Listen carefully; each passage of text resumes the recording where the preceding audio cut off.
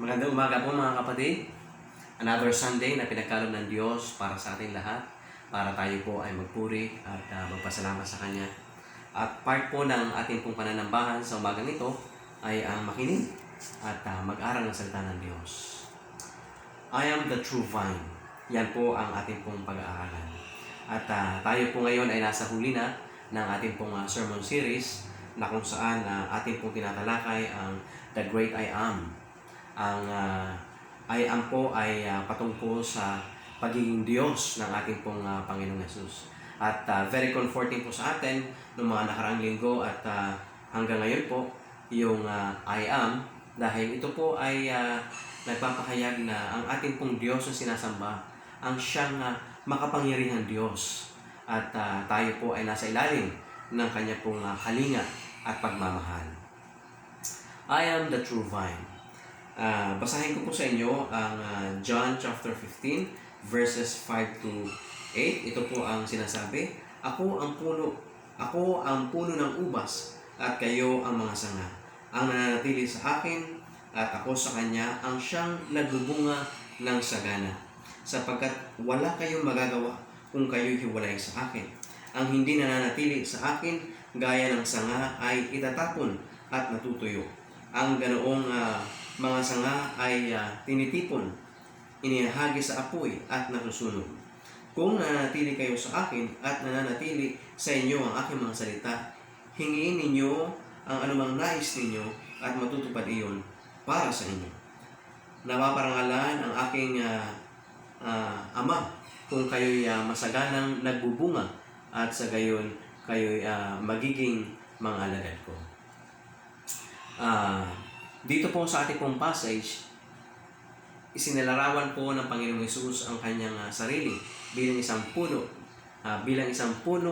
at tayo po naman ang mga sanga.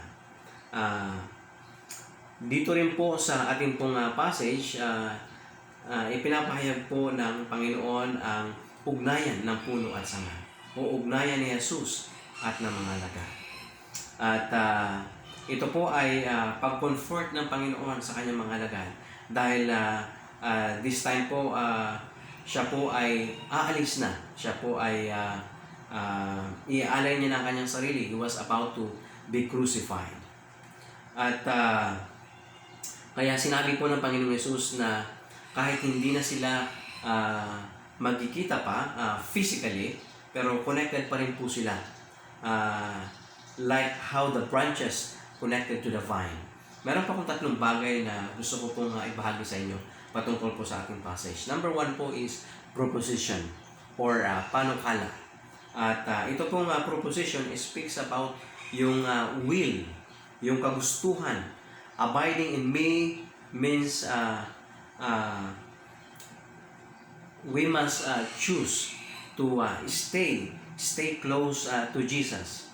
Patuloy tayong sumampalataya. Patuloy tayong magtiwala, abiding in His Word.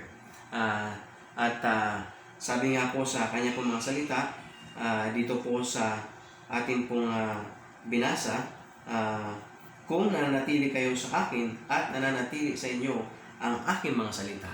No? Abiding in Christ means abiding in His Word. And so, patuloy po tayong mag-abide sa salita ng Diyos. Pangalawa po ay promise o pangako. Ang tanong po, what happens when we abide in Christ? Meron pong 4 na pangako ang Panginoon kapag tayo po ay nag-abide kay Kristo. Number 1, presence. Patuloy na pagsama ng Diyos sa atin. At sabi nga niya po rito, if we abide in Christ, He will abide in us. At yung presensya po ng Panginoon ay napakahalaga. At kagaya po ng sinabi niya bago po siya lumisan sa mundong ito, sabi niya, I will be with you until the very end of this age. Ang pangalawa po ay fruits o bunga. Hindi po nakasalalay ang ating pong paglago sa mga ginagawa po natin sa iglesia o programa ng iglesia. If we abide in Christ, normal po itong magbubunga ang ating pong pananampalataya. Ang pangatlo po ay strength o kalakasan. At sabi nga rin po rito sa verse 5, sapagkat wala kayong magagawa kung kayo hiwalay sa akin. Apart from me, you can do nothing. At totoo po yun, no? At yun din po ang ipinahayag ni Apostle Pablo, I can do all things through Christ who gives me strength. At ito pong strength na ito ay magagamit natin to do His will sa ating pong mga buhay. At ang pang-apat po ay answered prayer.